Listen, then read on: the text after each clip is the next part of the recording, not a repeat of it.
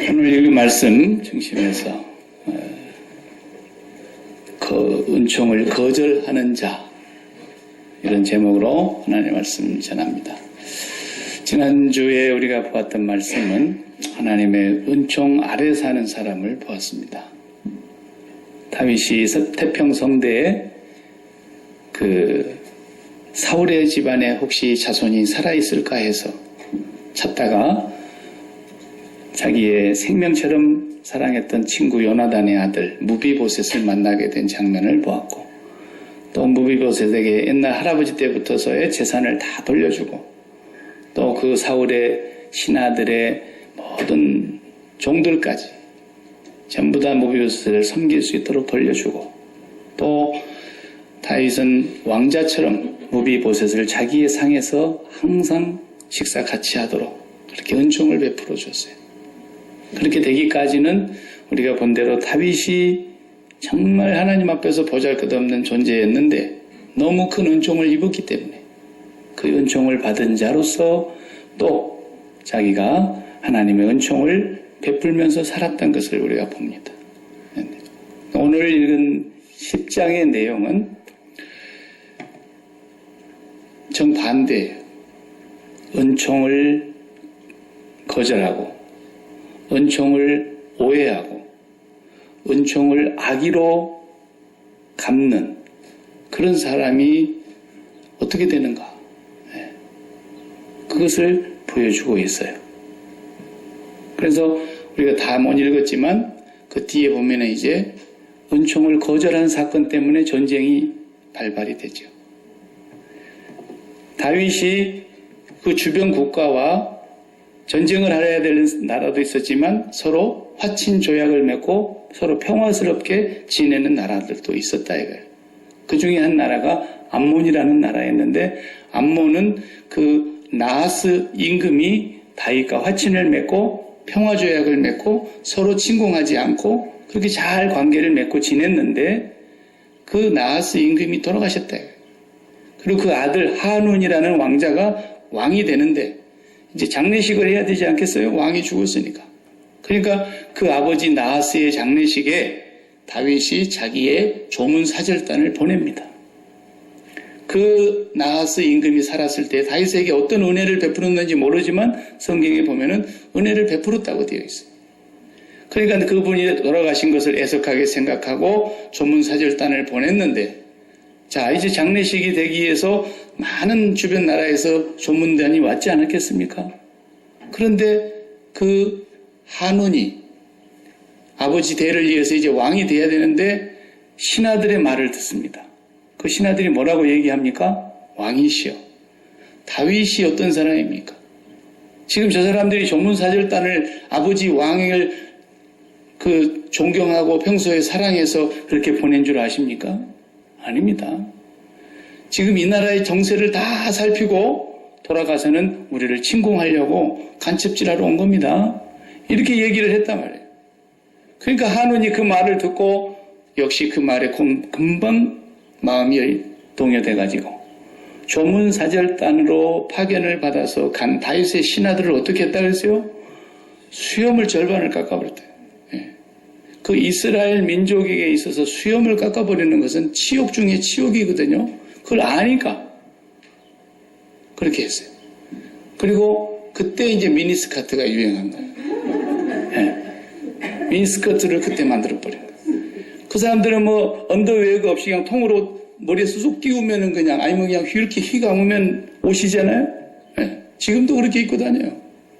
근데 거기를 허벅지만큼 자른 게 아니에요. 중동 볼기만큼 자르대요. 엉덩이가 나오도록 미니스커트를 만들었다는 거예요. 그래가지고 아주 왕이 보낸 사절단을 그렇게 그냥 부끄럽게 만들어가지고 다윗을 이건 능욕하는 거죠. 그렇게 돌려보냈다 이거야.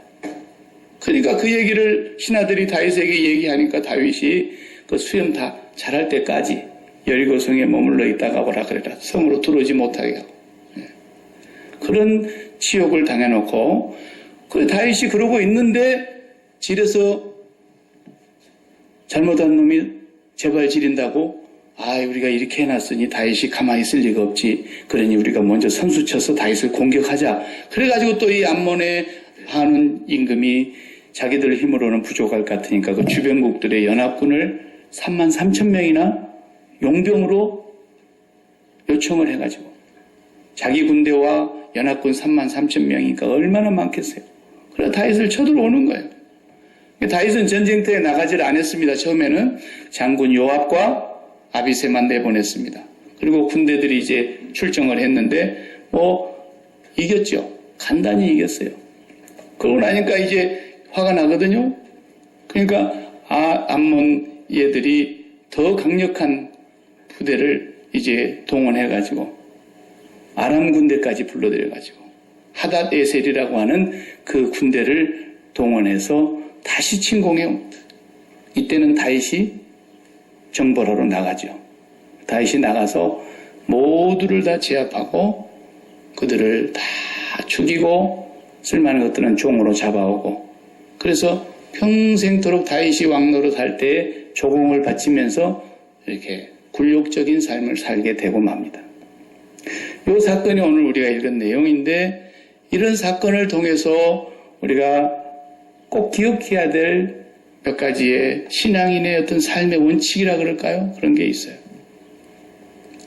그 첫 번째가 뭐냐 하면 다윗은 돌아가신 그 나하스 임금과의 관계 속에서 서로 은총을 베풀고 주고받는 관계였는데 그것을 생각해서 순수한 마음으로 조문단 보낸 것인데 은총을 베푼 거죠. 호의를 나타낸 거죠. 마땅히 해야 될 도리를 한 거예요. 그런데 그것을 받아들이는 쪽에서 어떻게 합니까? 악의로 받아들였어요. 오해로 받아들였어요.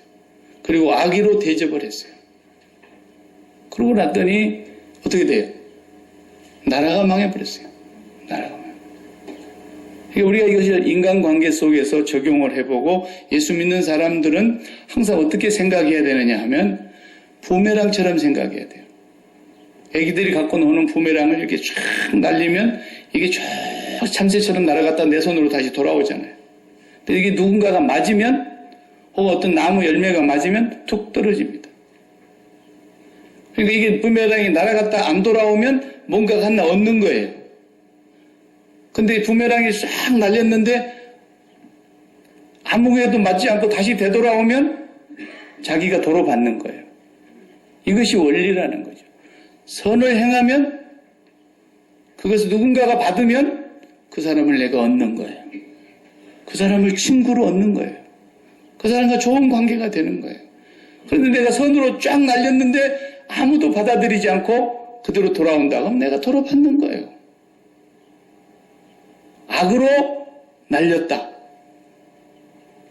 그러면 반드시 누군가가 그것이 해당하지 않고 아무도 그걸 받지 않으면 그 악이 자기에게로 돌아옵니다. 그거예요. 우리 예수 믿는 사람들은 어떻게 생각해야 되느냐면 하나님으로부터 직접적인 어떤 은총이 있죠. 예수님을 보내신 그런 특별 은총. 그런 것 말고 이 세상에서 일반 은총이 있는 거예요. 일반 은총. 오늘 또 태양빛이 못된 놈 집에 우리 비추지 말자. 그래가지고 나쁜 사람 집에는 태양이 안 비칩니까? 그렇지 않단 말이에요. 하나님은 악인과 선인에게 골고루 태양빛을 비추신다 그랬어요. 그런 일반 은총이라는 게 있는 거죠. 그래서 사람을 통해서도 우리가 은혜를 입잖아요. 어떤 사람이 나에게 은혜를 베풀었어요. 그러면 믿는 사람은 어떻게 생각해야 돼요? 그 사람이 나에게 은총을 베풀었기 이전에 하나님께서 나에게 은총을 주시고 싶어 하시는데 그 사람을 통해서 나에게 복을 주시는 거라는 거예요. 네. 그런 믿음으로 우리가 해석을 해야 되는 거예요. 네. 나하스 임금이 어떻게 다윗에게 은혜를 베풀었는지 설명은 없지만 은혜를 베풀었다. 하나님께서 나에게 나하스 임금을 통해서 은혜를 입게 했으니까 저분이 돌아가셨으니까 우리도 그분에게 조문단을 보내서 애도하고 또 그 아들이 왕이 될 거니까 왕이 되는 아들에게 또 위로하고 축하도 하고 이렇게 해야 된다는 순수한 마음을 가지고 선을 베풀었는데 그 사람들이 악의로 오해를 하고 악의로 갚는단 말이죠. 그래 결국은 누가 망합니까? 한운이 망하고 나라가 망하고 다윗은 전쟁하려고 하지도 않았어요. 전쟁해갖고 트집 잡아가지고 나라 빼앗으려고 그런 것도 아니었는데 나라가 덜커덩 다윗에게로 다 굴러 들어왔어요. 그러니까 하나님께서 오늘 우리들에게 사람을 통해서든지 전혀 모르는 사람을 통해서도 은혜를 주셔요. 친한 사람만 통해서 하나님 은혜를 주시는 게 아니에요. 뜻밖의 사건과 환경과 사람을 통해서도 하나님 우리에게 은혜를 주실 수 있어요.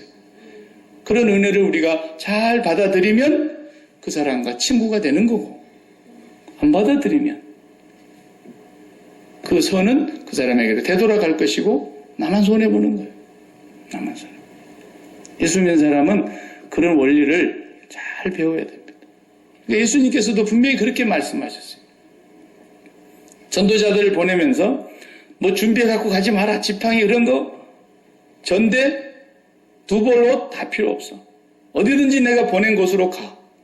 무슨 말 할 것인지 걱정하지도 말고 그때 성령께서 할 말을 주실 테니까. 그런데 어느 동네에 가서 그 사람들이 들어오라.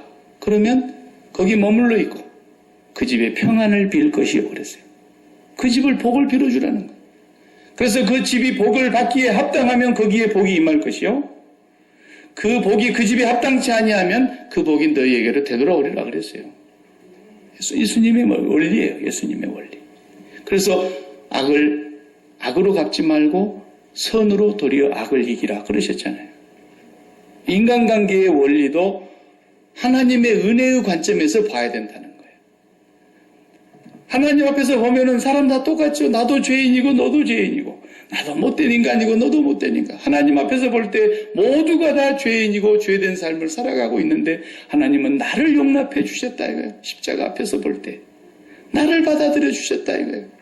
그러니까 그 하나님의 은혜를 받은 입장에서 인간관계를 하게 하라는 거죠. 그래서 누가 나에게 악으로 대하면 그걸 악으로 갚으면 나도 같이 악해져야 되고 나도 결국은 올무에 걸리게 되어 있어요.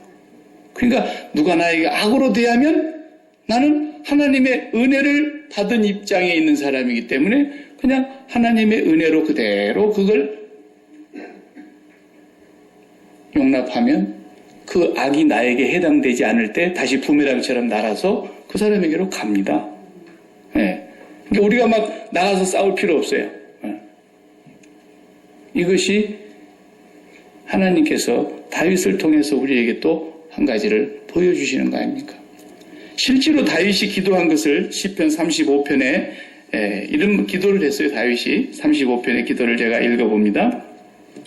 7절 말씀 먼저 보면 까닭 없이 내 생명을 해하려고 함정을 팠사오니 다윗이 그럴 만한 잘못이 없는데 까닭 없이 원수들이 다윗을 해하려고 함정을 팠다는 거예요. 올무를 걸어놨다는 거예요. 그리고 35편 11절에 보면 불의한 증인들이 일어나서 내가 알지 못하는 일로 내게 질문하며 불의한 증인들까지 동원해가지고 자기에게 죄를 뒤집어 씌우고 35장 12절에 내게 선을 악으로 갚아. 다윗은 선을 베풀었는데 그들이 나에게 악으로 갚아 나의 영혼을 외롭게 하나. 13절요. 나는 그들이 병들었을 때 굵은 베옷을 입으며 금식하며 내 영혼을 괴롭게 하였더니 내 기도가 내 품으로 돌아왔도다 그랬어요. 원수가 병들어서 죽게 되었어도 다윗은 베옷을 입고 금식하며 오히려 기도해 줬다는 거예요. 근데 그들이 그 기도에 합당치 않으니까 그 기도가 다윗의 품으로 돌아오더라는 거예요. 이것이 다윗이 살아가는 삶의 하나의 원칙이었다는 겁니다. 자기가 일부러 나가서 악으로 갚지 않아도 자기에게 올 악이 아니면 하나님은 그 악이 부메랑이 돼서 악을 뿌리는 사람에게 다시 되돌아가게 하더라는 거예요. 네.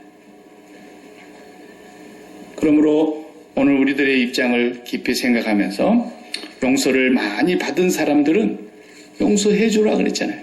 1만 달란트 용서를 받았으니까 100데나리온은 그냥 탕감해 줘라. 그런 것처럼 오늘 우리가 하나님의 사랑과 용서를 하나님의 용납을 받았으니까 용납받은 사람으로서 사람을 상대해라.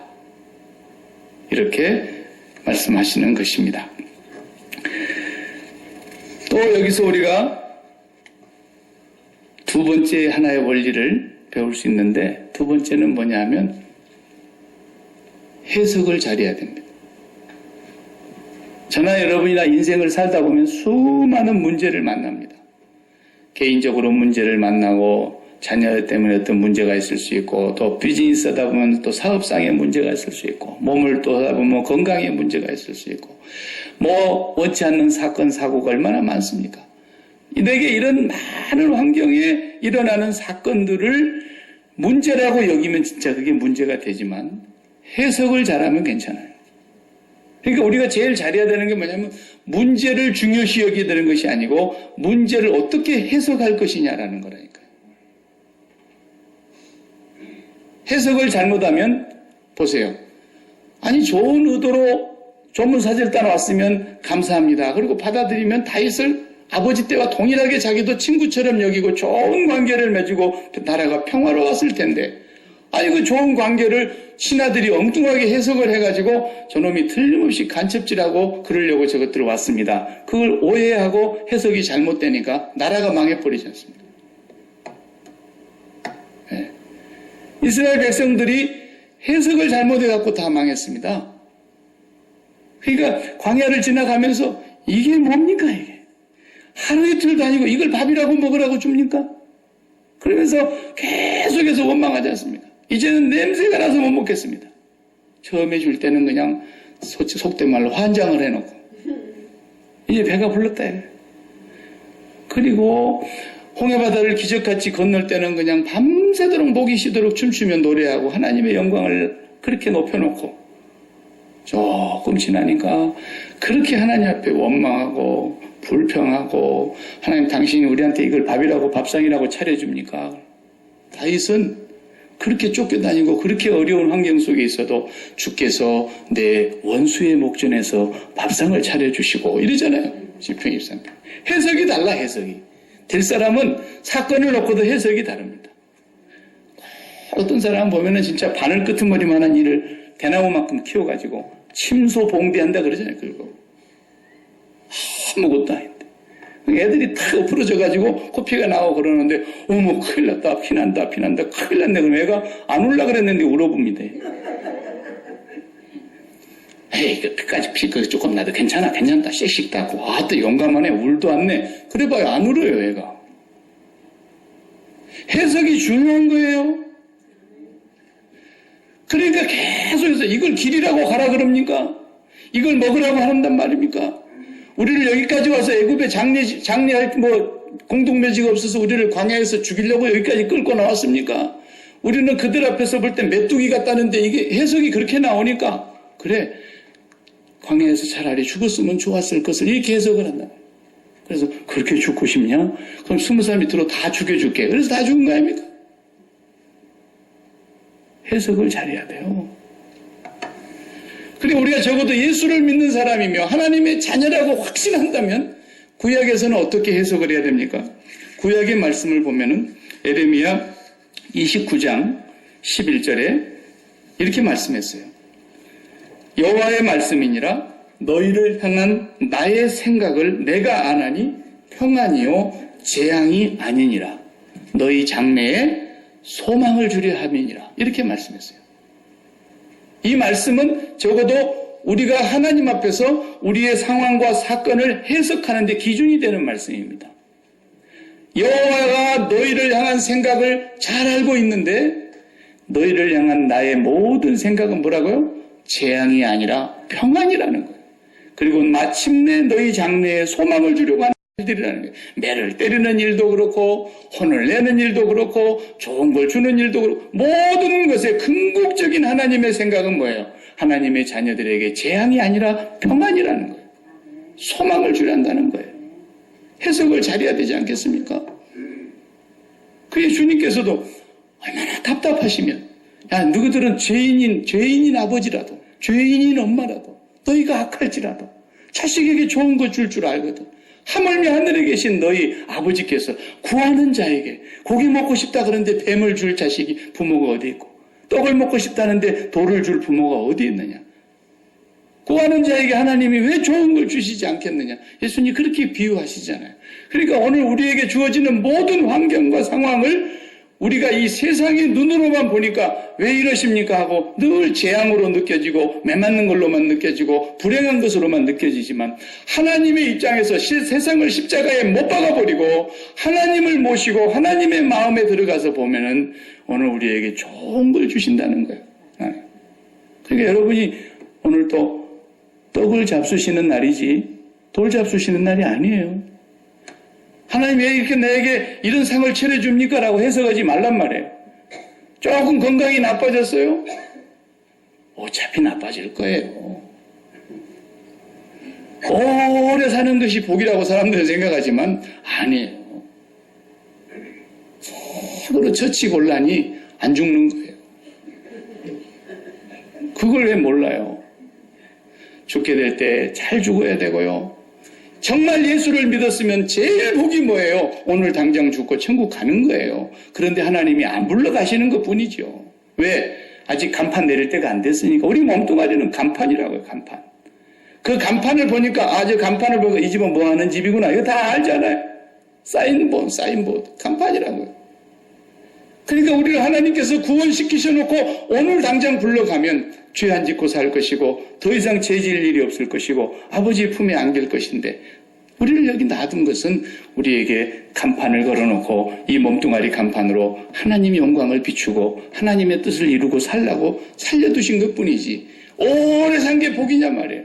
그러면 예수님은 저주받았고 33살의 요절한 청년 아닙니까? 그런 얘기가 아닙니다.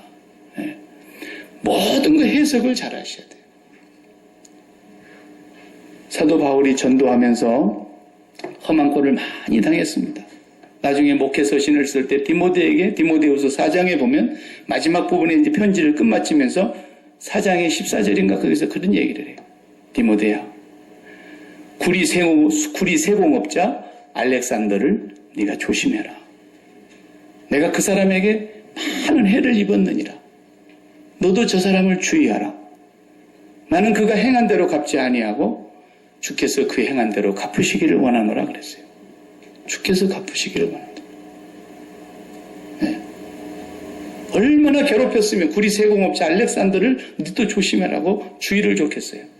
그러나 주께서 그를 행한 대로 갚으시기를 원한다. 바울도 그에게 해코지를 안 했다 이 말이에요. 악의로 대하지 않았다고 말이에요. 네. 우리는 두 가지를 잘해야 됩니다. 오늘 또 살면서 무슨 일을 만나든지 하나님께서 내게 재앙이 아니라 평안을 주시려고 하시는 것이다. 장래에 소망을 주려고 하는 것이다. 반드시 그렇게 해석을 내리셔야 됩니다. 도저히 못 받아들이겠어도 믿음으로 해석을 하셔야 됩니다. 믿음으로 해석을 해요. 왜? 주님이 이렇게 분명히 우리에게 독생자로 오셔서 로마서 8장 32절의 말씀, 저는 참 그 말씀 좋아해요. 자기 아들을 아끼지 아니하시고 우리 모두를 위하여 내어주신 이가 하나님이시죠. 그분이 어찌 그 아들과 함께 우리에게 모든 좋은 것을 은사로 선물로 주시지 않겠느냐 그랬어요. 그죠? 그래서 제가 늘 하는 말대로 아들이 와도 닭을 안 잡고 딸이 와도 닭을 안 잡고 손주가 와도 닭을 안 잡고 이 사이가 오면 닭을 탁 잡아버리네. 씨암탉. 아니 아들이 와도 그렇게 안 잡고 딸이 와도 안 잡더니 왜 사이가 오니까 잡냐 이거야. 잡냐. 그 애끼던 씨암탉을. 그러니까 이놈아 내가 눈에는도 안 아픈 딸을 그냥 공짜로 줬는데 내가 닭 한 마리가 사이한테 아깝겠냐? 그 말 아닙니까 그 말이? 자기 아들을 아끼지 아니하시고 우리 모든 사람을 위하여 독생자의 화목제물로 우리에게 주신 아버지가 그 아들까지 주신 아버지가 우리에게 뭐가 아까워서 좋은 것을 선물로 주시지 않겠느냐 그랬단 말이에요. 그럼 우리가 믿음으로 해석해야죠. 우리의 모든 상황을 해석할 수 있는 기준이 되는 본문은 로마서 8장 32절입니다. 어떤 환경이 와도 어떤 사건을 만나도 하나님은 오늘 우리에게 그 아들과 함께 좋은 것을 주실 뿐이며 우리의 장래에 재앙이 아니라 평안을 주실 뿐이며 우리의 미래에 분명한 소망을 이루실 뿐이다. 해석을 잘하면 문제될 것이 하나도 없어요. 문제는 아무리 많아도 해석을 잘하고 나면 진짜 문제될 만한 것들이 없어진다니까요. 해석 잘못해서 문제를 키우는 겁니다. 오늘 이 본문을 통해서 다윗은 이 두 가지를 우리에게 또 교훈하고 있는 거예요. 사람을 선으로 대하십시오. 누가 나를 해코지해도, 누가 나에게 악의에 찬 소문을 퍼뜨리고 다닌다고 해도 나는 하나님께로부터 받아들임을 받은 자다. 하나님이 나를 용납해 주신 자다. 나 같은 죄인을 하나님이 그대로 받아주신 그 은총을 입은 자의 마음으로 대하십시오.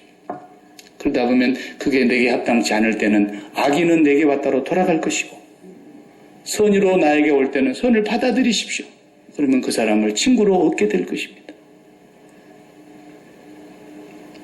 그리고 여러분의 삶이 어떤 상황이 되더라도 해석을 말씀을 기준으로 해서 십자가를 기준으로 해서 바르게 해석하십시오.